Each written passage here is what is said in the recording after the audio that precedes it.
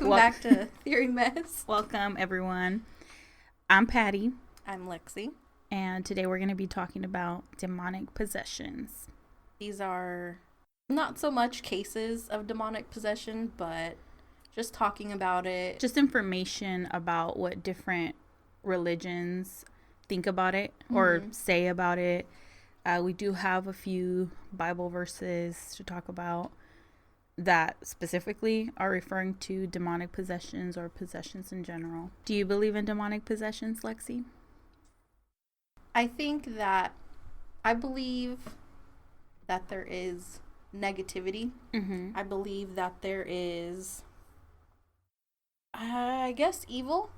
Yes. Because when people do certain things, whether it's murdering an entire family, I do think that is evil. Mm-hmm. I've had some personal experiences that we can go into in a different episode. Okay. So I guess in a way, yes, there are certain things though that I don't believe when it comes to possession.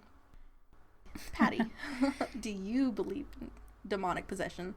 I do believe in demonic possessions, but I don't believe in them in the way that they're portrayed in movies. Mm-hmm. Like, I don't think, your head's gonna start spinning around like 20 times and you're gonna be fine. Yes, like things like that I don't. But I am a person of faith, and the Bible does talk about demonic possessions, and I, like you, agree that there is evil, and I do think that there's bad spirits, bad energy, all of that. But I don't think that it just like gets a random person. I think you do have to kind of like be involved with witchcraft or open doors to these things happening to you. But definitely I think that there's stuff out there for sure. Makes sense. Yeah. What would you like to talk about first? I think that the first thing I want to touch on is like where did it stem from? Like, where did people start believing that there was like demonic possessions or different things like that? And I think that it would just be really hard to obviously track it back to when like religion started, but I do think that where it may have like come into play is when people with like schizophrenia or some sort of mental disorder came in and or had a seizure, and people had to find an explanation to it, like what is going on, before we had like advances in medicine and things like that. So I think it could have stemmed from that, and I think that that's where the idea of like people speaking in different tongues or having a seizure-like symptom equals demonic possession. I think that that's really where it starts from. What do you think? I think just certain religions, like how the Greek would interpret, the sun coming up, that has to be, the god of the sun. They needed an explanation. So whether it's a mental illness or even like Tourette's, like they don't understand why this person lashes out, or has a tic, they can use, demonic possession or anything in those lines to interpret of what's going on with that person, their symptoms. Yeah. So that makes sense of why people would think that, or even drugs, how a lot of them like make you have hallucinations, and so I think it comes from that too. It's just, I think it comes like from a mixture of everything, and I think that even if a person from like the ancient world was not a person of faith or anything, you still want, it's like human nature, you want an explanation to know like as to why this event or why a person is behaving a certain way. So, it's human nature to want explanations and to explore into things. So yes. So how about the stages or the stages? This one that I'm talking about is specifically for the Catholic Church. Oh. according to the Christian faith, you cannot be possessed. You can be oppressed. Christians as in Roman Catholics, or Christians as in... As the Christian faith, not okay. This here... Followers of Christ. Yes, followers of Christ. You cannot be possessed, but you can be oppressed. In the Roman Catholic faith, and maybe in different denominations of the Christian faith... Of Christianity? Of Christianity, you can believe that a person can be possessed. These are the stages, though, according to the Catholic faith. There's manifestation and infestation. Yes. That has to do with whether it's a haunted house or items. Usually these demons try to pretend to be a dead relative. So if you're using a Ouija board, they're going, and you're trying to come in contact with your Aunt Susie, you're going to... These demons will pretend to be that person so they can kind take of wedge their way in. These demons, according to this faith, they need permission to stay. They need a way in. They can't just come in. You need to open that door. And from there, once they've come into your life, that's when oppression starts. And that's when, whether it's their physical or mental health that starts to break apart, this person will start to lose faith. They'll start to lose their will to live. And once that happens and they start to break faith, that's when it goes into full possession. And according to the Catholic faith, the ultimate goal of a demon is to affect that person to the point where they want to commit suicide.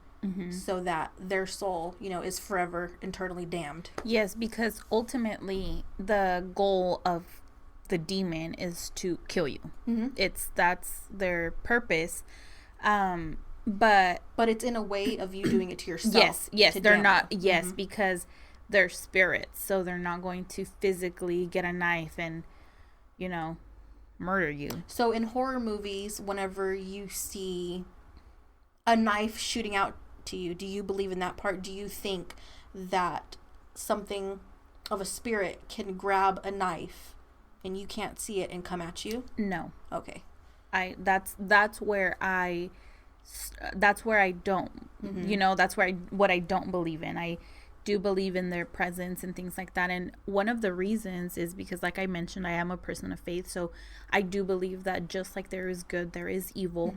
And back to where you were saying that the Christian faith or religion does differentiate between having a demonic possession and having a demon like oppressed, like you're oppressed. I do highly think that is true. So there are, like, I guess, quote unquote symptoms of you being possessed that the Christian religion has, but just because you have one of these doesn't mean that you are possessed. Or even if I'm not here to tell you like, hey, these are the 5 symptoms or whatever, but there is one well, first, before I get into that story, I was going to talk about the story in Mark where there is a guy who was possessed. The Bible itself talks about spirits all over, even beginning with the Holy Ghost, the Holy Spirit. It's God and you can't physically see them, but you're always being taught this idea that God is with you through spirit. So that's one form of spirit. And just like we were saying, there's good and there's evil. But in Mark, Matthew, Luke, Timothy, it talks about like unclean spirits, spirits of fear, spirits of seducing, spirits of infirmity, all of these different spirits that even lust, it's always like a demon of lust or a spirit or just different things that can make you, well, if we're talking religious terms, sin. Those are the different types of spirits that are around you. So that's an oppression of possession. So it's something that's, like temptation and things like that. Those are like bad spirits around you, one could say. And possession is like there's something in you that's controlling you, that is making you do certain things that you wouldn't normally do, that you wouldn't normally say. So that's the difference. So let's get into the story in Mark. So in Mark chapter 5, verse 1 through 20, there's this guy who is basically, he is not acting like his usual self. He doesn't sleep. He doesn't, he steers away from his family, and he goes to tombs, like tombstones. And that's where he always is. And he's getting like rocks or stones, and he's cutting himself with it. And there's people who obviously have tried to help him, and they chain him up and they like tie him, but he breaks loose. He like breaks the chains, and in the Bible it says that like he's not able to be contained. So it gets to the point where, you know, nobody and no man is like physically strong enough to contain him, so they just let him be. So he steers away from his family, and he doesn't sleep ever, really. And if you like read this chapter of the Bible, it says that when he saw Jesus from a distance, and he like ran up to him and like to his feet and asked him to free him from these demons. And so Jesus did. So Jesus called out the demons, and when he calls them out, he asks the demon like, "Oh, what is your name?" And he says, "Legion." And the reason why he is a legion is because, or his name is Legion, is because they are many. And he says, "For we are many." So at this point in time, a legion is like an army that consists of like hundreds of men. So hundreds of demons possessed this man. So by where they were, there was a lot of pigs, like a herd of pigs. And the demon asked Jesus to let them, the demons, go into the pigs. So he said, okay. So he allowed them to get out of the man and onto the herd of pigs. And so when that happened, all the demons went into the pigs, and the pigs like went crazy, and they ran off to a river and drowned, and the man was freed. And then the people who were like taking care of the pigs, because you know how back in the, or I mean even now we like, there's farms and stuff, but back then it wasn't unusual for men or people to have like a herd of different kinds of animals and them like cater to them. They're not like in a little farm. So the two men that were in charge of those pigs got scared, because they're like, you know, what the heck is this? Yes. Yeah. So they went and they told the people, and they said, you know, like, this is what happened. So the people of the town like ran to where this had happened, and the guy was like basically healthy looking again. And the people that saw him again, they saw that he was like different, and they got scared again, because you were like, what is going on, you know? So the guy that was possessed asked Jesus to let him go with him, to like, hey, like, can I, like, I want to come with you. And Jesus told him like, no, you need to go back to your family, back to your home, and with your friends, and you need to tell them of what happened. So that's exactly what he did. So I think that that's why demons or like demonic possession comes into play with religion, because the Bible does talk about them. And you know, the symptom, I don't want to say symptoms, because it's not like signs. Yeah, the signs of a possession is like, you can't sleep for days, like nonstop. And this isn't because you're on drugs or because you had too much caffeine. It's like long, like literally you never sleep. And you know, for humans, it's like you need to sleep. Like, I think it's 8 days that you can't go without sleeping, because if not, you just die. We don't need sleep. They don't know why we sleep, because there's no need for it, but our brain needs it. Yeah. We recover when we're sleeping. Our body does something where, it heals itself, but necessarily on how our brain works, we don't need it. Yeah. But it's just something that we do. As far as the signs, most of them seem that of mental illnesses. Yes. So a lot of people confuse that with mental illness, but I'll touch on that later, the difference.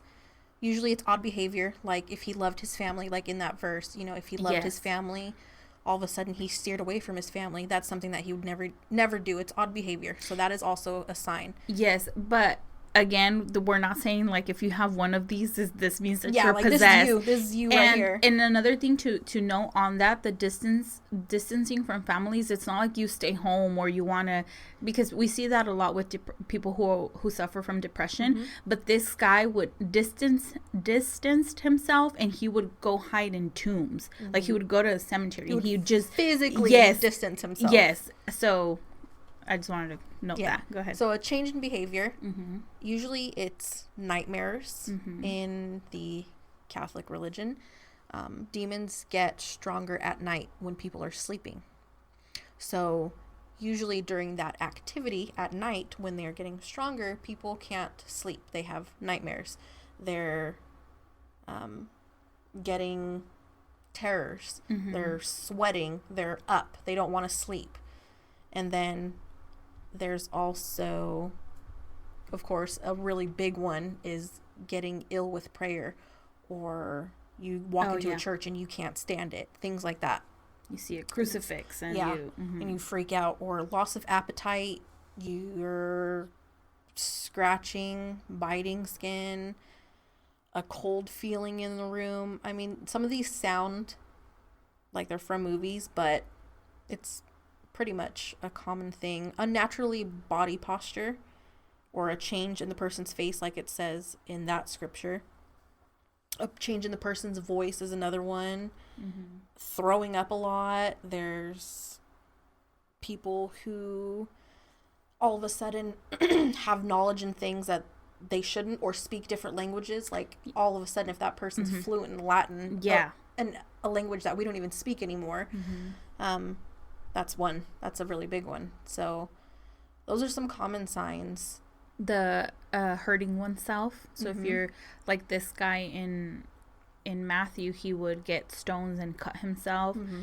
So like self-injury is another like common sign in this religion. A lot, just like depression, it's mental illness. But the difference between mental illness and possession, those who are possessed aren't going to want anything to do with religion. So if a person has schizophrenia, but they very much want to be in church, it's very unlikely that that person is possessed. Yes. Because they're willingly wanting to go to church.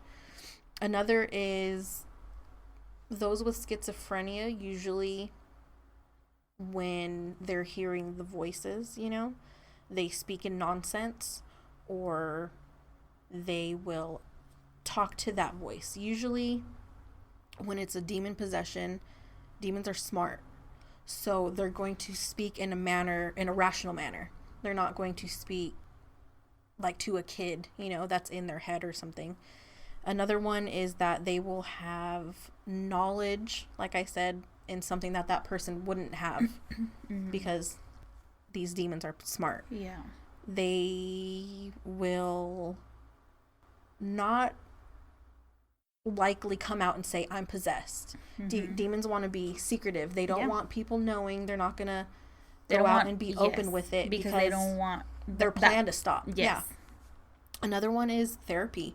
If you go to therapy, or if you're going to the doctors and you're getting medical help and you see your symptoms going away, then obviously you're not possessed. Yeah. But if you're going to therapy, and if you're going to a doctor for your, you know, whatever's going on with your ailments, then it's not a demon possession. And I think too that you can, like, we all know that our mind is very, very powerful. And I think that if you spend hours and hours and days and months, weeks, you know, learning about these things and looking up videos and, you know, just trying to get this knowledge about these things, it's not uncommon for you to start dreaming about these things, or to like get paranoid. Like you heard a little noise and you just like, you know, you get startled and you just think like, what was that? Because you're constantly thinking about it. So it, you know, don't get scared, or like if you don't get paranoid, because I was telling Lexi too that when I was looking these things up, I was like, man, I couldn't sleep at night because I was just thinking about it. But it's because this is scary stuff. Like nobody wants to be possessed. Nobody wants to see, you know, start hallucinating. Nobody wants to start hearing voices or anything like that. So it's normal for us to get scared and feel fear. So that's another thing too, that if you start like, you know, just learning about these topics, and for whatever reason, like, oh, why, you know, the clock was, I'm waking up at 2:22 every single day, it must mean something, you know. Just, it's very easy for people in general to become paranoid over things like that after learning about a specific topic, especially in regards to this. I do want to share a story that I have from a friend of mine who was Christian, but he converted to, he's a Muslim, so converted to Islam, right? They follow the Quran. Am I saying that right? Quran. The Quran, yeah. Quran. One of those. Yes. So he was telling me that, and he was a very smart guy, and I totally respect the religion that he follows and stuff. But one of the things that one time we were talking about is this, and how like there's different spirits and things like that. And in Islam, they refer to spirits as jinns. So one of the things that he mentioned was that, like, for example, if you are, you know, you have an uncle, let's just call him Uncle Bob. Uncle Bob is in the hospital and he's in hospice, so everybody knows he's going to pass. And like like the minute before he dies, he says, I need to tell you a secret that I've been holding on to, and I need to like let it out. And he dies and he's unable to tell you. You're going to want to know. Yeah. So let's say that it's bothering you. Yeah. So you go to a medium or a person who says that, you know, they have an ability to connect with the dead, or even if you do it yourself, the afterlife. Yes. Whatever method you think is going to work in order to get in contact with your Uncle Bob, so that you can know what actually happened. So let's say you go to a person and she tells you, okay, you know, I'm gonna call your Uncle Bob or whatnot. And so she does, and you obviously want proof that it is your Uncle Bob. So this person, this witch, is going to call her jinns, because at every moment in every part or day of your life, you have spirits around you, bad spirits, who learn everything about you. They know what you like, they know what you don't like, they know. That's why like lust and all of those things come into play, because they know, and that's how you get tempted and things like that. And they're with you until the day you die. So Uncle Bob had these spirits around him his whole life. And the proof that this witch is going to give you in order to prove to you that she is speaking to Uncle Bob is that your Uncle Bob said, I have this secret. Yes. Or saying like, let's say you had this adventure one day with your Uncle Bob and something happened, like something like cool, you know, that only you two know, and this jinn comes back and tells you like, this is what you and your uncle experienced. And so now you are like, oh my God, it is Uncle Bob, you know. So what is the secret that you want to tell me? And it's not that it's your Uncle Bob, but it's this jinn or jinn in Islam or in Islamic belief, it's this spirit that was always with your Uncle Bob, you know. So I thought that was really interesting. And this is another thing that really makes me believe in them, because it doesn't really matter what religion you're from. There is some sort of like supernatural beings. There's like, always the bad. Yes. And whether, you know, you are a Christian in Jerusalem, or a Christian in Europe, or a Christian anywhere, you have these these ideas, you know, or it doesn't even matter if you're a Christian, a Muslim, any other religion, they all kind of have like a middle ground. Like, I don't think there's a religion out there that says it's non-existent. If we're speaking of not like Scientology or different things like that. A religion or something that doesn't involves faith. That involves faith and devotion that doesn't have a negative aspect to it or the bad. Where there's the good, there has to be the bad. Yeah. So I thought that was a really interesting thing, because that is not very far-fetched from what like Christians, I know Islam is like a different form of Christianity, but I think most of the time when people say Christians, they talk about like followers of Christ, not Muslims. So in the Christian aspect of this, they believe that you can be oppressed, not possessed. So when it comes to oppression, it can come in different forms, such as drug use, those who have had past involvement with occult activity, or false religion, or porn, or adultery, meditation techniques such as yoga, because you're chanting words over and over, so that also counts, or curses from other people. They can't affect you, but that activity is around you. So when you're like, you know, crisscross applesauce, and you're like, are you invoking? Oh, okay. You're taking part. I'm not going to yoga today. Just kidding. I want to try hot yoga. I do want to try hot yoga. Although where we live, it's pretty much hot. Like we're in the hot yoga room. We just need to start stretching. It's literally like 115 degrees where we live during the summer.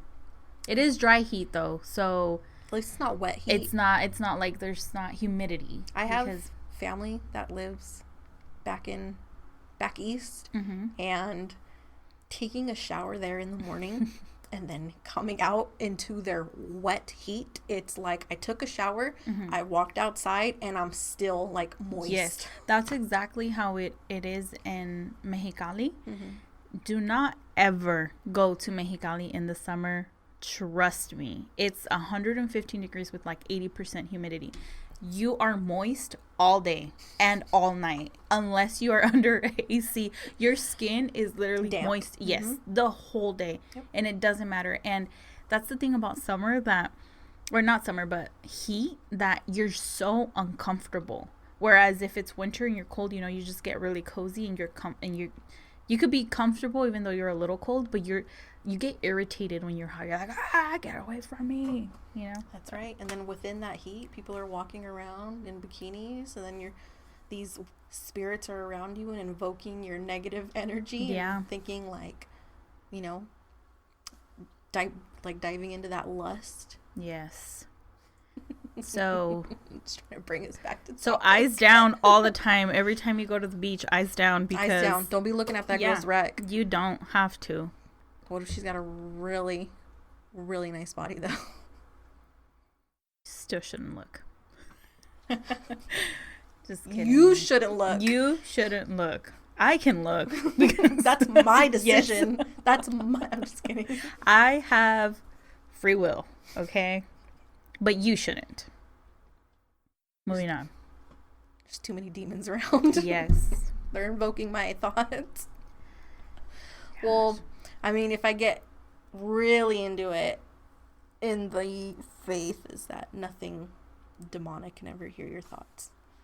Exactly. Yes. So like prayer, they don't know what you're thinking. Yes. They don't hear your thoughts. So if you're at the beach and you are like, damn, that's a really nice looking girl, just think about it. Don't say it out loud, because those spirits are going to know what you're into. Tempt you all day. Where were we? So, say if I wanted to have an exorcism performed on me, what would I have to do? You willingly? What do you mean? Like, I mean, if I willingly wanted to. Okay. I guess it wouldn't work because a person who wants an exorcism usually isn't possessed because that demon isn't going to want to be taken out. It's almost going to take your free will. You know, it's almost going to not let you act. And take your faith as well. So say if Uncle Adam, I was like, oh my God, he's different. He's not watching porn. Mm-hmm. He's not watching porn. He's going on long walks, and he's just not acting himself. He's hanging out in a graveyard all night. It's probably because he stopped watching porn that he's acting like a normal person. I mean, okay. It's probably be good for Uncle Adam. Yeah, I think you should turn off Uncle Adam's Wi-Fi. So he has cuts all over him. He's acting weird at night. Mm-hmm. Probably could be something else, but let's say, hey, he's possessed. I think he needs an exorcism. Well, what do we got to do? I think we'd have to be Catholic, though, right? Because I think we would have to be a person of some Catholic sort of faith. Yeah. Well, are Catholics? I don't think Catholics are the only ones that perform exorcisms. Does the Christian faith perform exorcisms? I mean, I know you can be like a non-denominational Christian. That's what you mean, right? Maybe. Because like Christians, because Catholics are Christians. Yeah. So let's just say a non-denominational Christian. So you're not like, we're not categorizing like Baptist or whatever. You're Roman just a Catholic. You're just Roman Catholics do perform exorcisms. Yes. I do also believe that other religions do. It may not be the same ritual, like with holy water and, you know, the priest having the Bible and things like that, how we see it portrayed in movies. But I do think that most of the time it involves prayer, and it involves some sort of scripture, and it involves some sort of cleansing. Yes. I think in the Buddhist, there's a certain type of Buddhism where you drink something and it makes you throw up all of your demons or your sins. Like these people pay to go to these places, mm-hmm. and they drink the concoction of whatever these monks made, and they just spend that entire day throwing up. And all of your demons are in that puke? Maybe. Yeah. Oh. No, I'm saying like that's what they believe. Oh. Possible. If it works. Stick a finger down each throat. Maybe a placebo effect, but if it works, hey, you know? Yeah. We're not here to judge. We're not. So, if the Roman Catholics... So, for the Roman Catholics, it gets very... It gets tricky. Yeah. In every religion, because legally, you're unable to perform a ritual that may... endanger somebody's life. Yes. So, but we do have separation of church and state. Mm-hmm. So in the Roman Catholic area, you would have to go to a Catholic church, and from there, they're going to contact the person who is qualified. So not every priest is qualified to perform an exorcism. Some of them have never, those priests who are qualified may have never performed one because it's not needed as much as you would think. It's pretty rare for somebody to really need an exorcism. They would have to rule out mental illness. They would have to go to a psychiatrist, a doctor, and then from there is when the church steps in. But with that, I feel like that process is kind of long because if Uncle Adam's life is at stake, mm-hmm. right? Because he's going to eventually kill himself. Yes. That demon's going to drive him to kill himself. By the time you're done with this process, from going to a doctor, going to a psychiatrist, going back and forth to the church, mm-hmm. and then from the church making sure that they have authorization to perform it. What if he died? What if he died? How long do demons hold off? We were like, all right, it's time. I don't think they ever hold off. I think that the minute you become possessed, that is their ultimate goal. So if they can possess you that day, they want you dead by the end of the night, if possible, you know. So that's like really where it gets tricky, because at the same time, I do think it's important to rule out mental illness or a depression or physical, like seizures, you know, epilepsy, you know. So I do think it's important to rule it out. But if a person's life was at stake of a demon, you know, and it's just so hard to tell, like, when, because again, what we're saying is that these demons don't want other people to know that the individual is possessed. So they're not gonna come out crawling on the roof and acting weird, or, you know, spinning their head back, or, you know, talking weird. Yes, they're not going to be doing these things where it's like obvious that something is going on. Yeah. So I think that's why it's important, not only for like these purposes, but it's always important to like check up on your friends and things like that, just, you know, for depression and things like that, because I think I believe that would be like the number one thing, like isolation. You know, isolation in your room, like you don't want to go anywhere, you don't want to see anyone, you don't want to, you know. And then if people were to see somebody with self-inflicting wounds, that isolation, they could be like, okay, you're just depressed, and then throw them, or have them go to a mental ward, you know, for their self-inflicted wounds, or even if they started to hear voices and they're trying to tell that person, like, oh, well, no, you're just schizophrenic. So kind of goes in a circle. Yeah, it does. So, but you know what? I think that if I was to, you know, those like really big, pretty churches that they have in like Rome, from like the Vatican. There we go. You don't want it done there? I don't know, because all the movies are based there usually, and there's like really like I think I'd be scared to go in there, honestly. In the Vatican? To go inside there? Like, it's pretty old, and a lot of things have happened there. Like, I think that it is really old, and I do think that a lot of these things, like exorcisms and stuff, have been performed there. That if I heard like a door, you know, like maybe it got shut closed with the AC, I would be freaked out. I'm like, oh my god, like wouldn't, oh my god. No, I would just be like scared. And that's why I think it's important to just not like become obsessed with these types of topics, because it's really easy to get paranoid. Yeah. Or to get lost and it's almost inevitable to learn about different signs and then do a like self-reflection and be like, okay, oh what God, do I have? Yeah. I woke up with a bruise. Yes. Or I'm not sleepy. Why am I not sleepy? Oh my God, am I not going to be able to sleep for 5 days? You know, just things like that. Make yourself even more paranoid. And I do think that in order for people to truly get possessed, you have to open some sort of door for this to happen to you.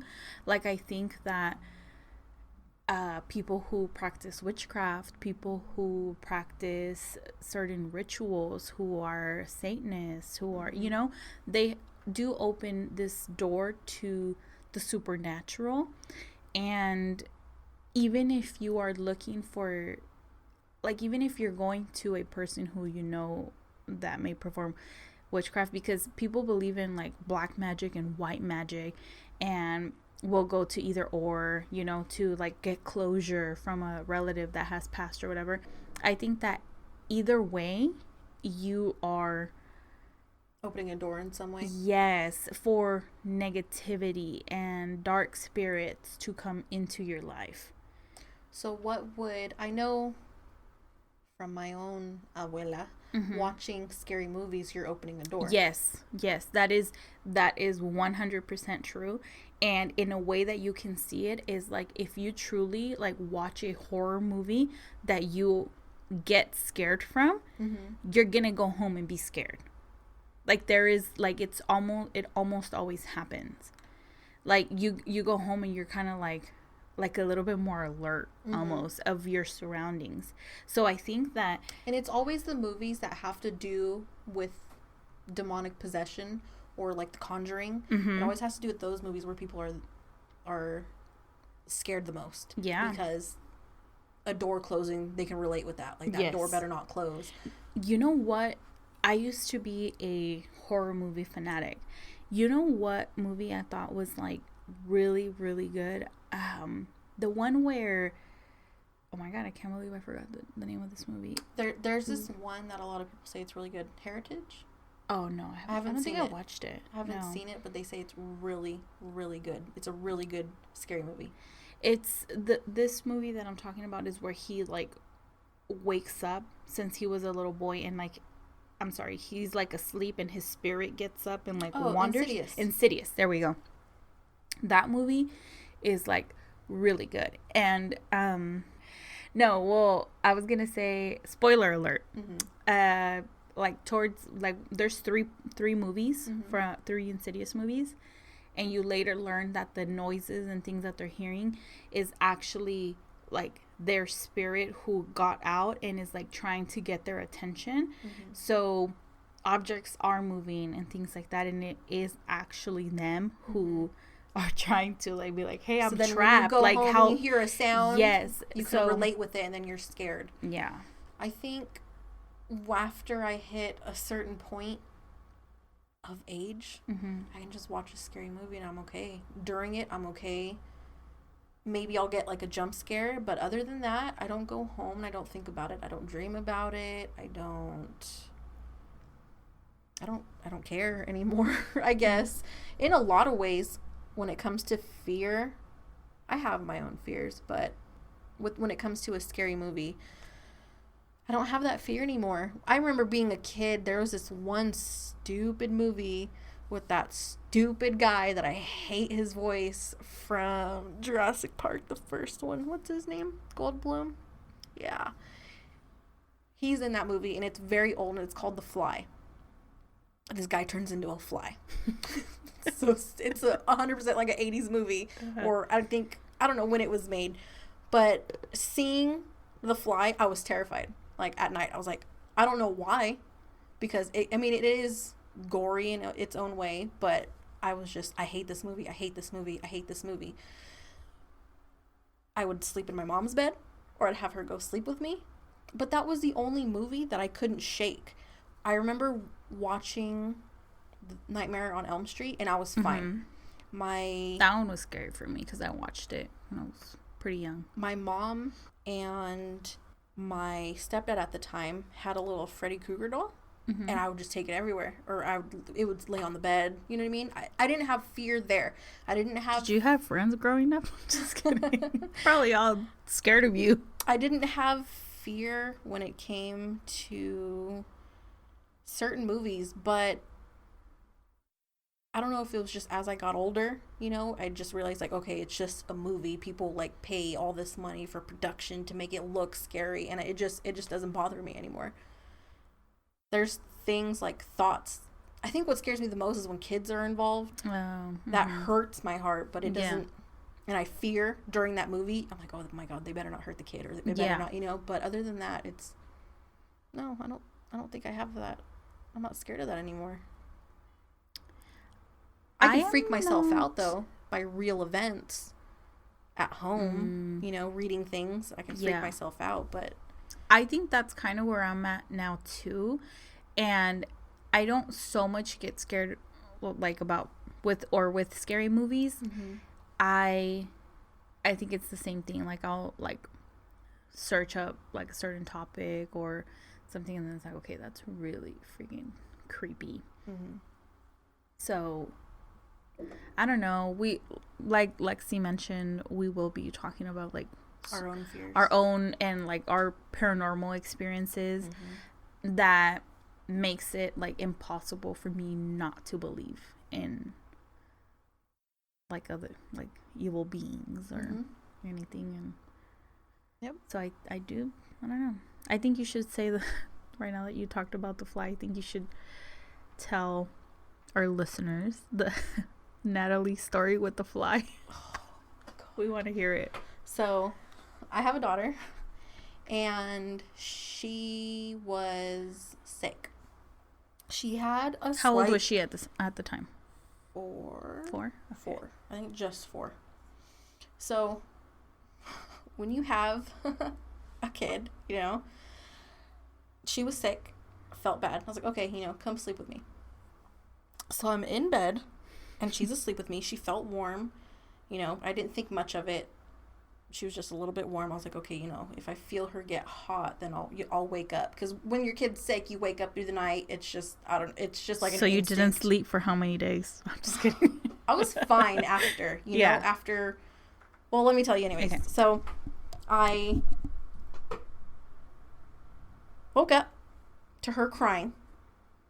And she is crying, and she starts pointing.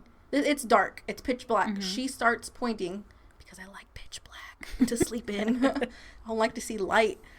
She starts pointing in the corner and saying, "It's right there. It's right there." Oh, hell no. You know? Like, what do you mean? So she's just crying, and she's pointing in the corner saying, "It's right there. It's right there." And I was like, instant fear. Yeah. And so my thoughts like, turn the light on, turn the light on, turn the light on. So I yell at my husband, Junior, to turn the light on. And he's scared too. He gets up and he's like looking in the corner too. And I'm like, turn the light on, turn the light on. And so he like goes as fast as he can, flicks the light on, and then runs back to the bed. Runs back to the bed. And nothing's there. And I'm asking, like I'm trying, like, there's nothing there, you know, because in my brain, if you say that there's nothing there, or you tell a spirit to get out, it has to get out, because that's your home, whatnot. So I'm like, there's nothing there. And I'm like, what is it? And then, so she's okay. She's starting to calm down from crying and screaming, and she lays back down, and then she's like, no, it's right there. It's right, like in front of her.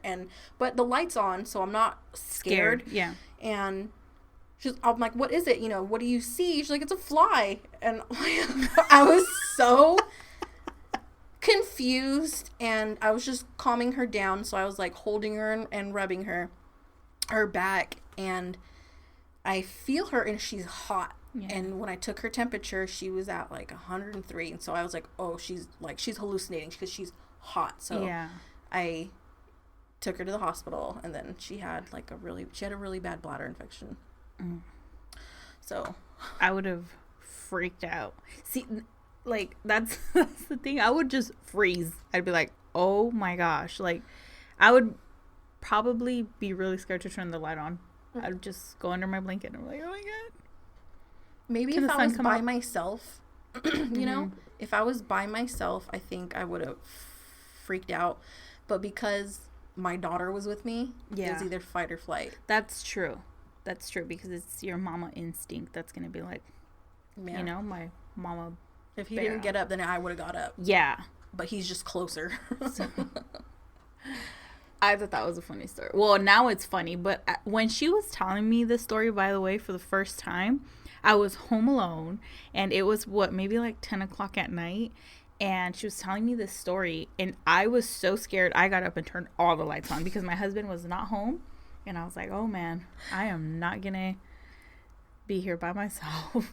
When she told me that she did see it was a fly, like, obviously I was like, oh, you know, but it was scary. She was hot. She was hallucinating. So I was like, okay, rule that out. It was illness, not possession. True.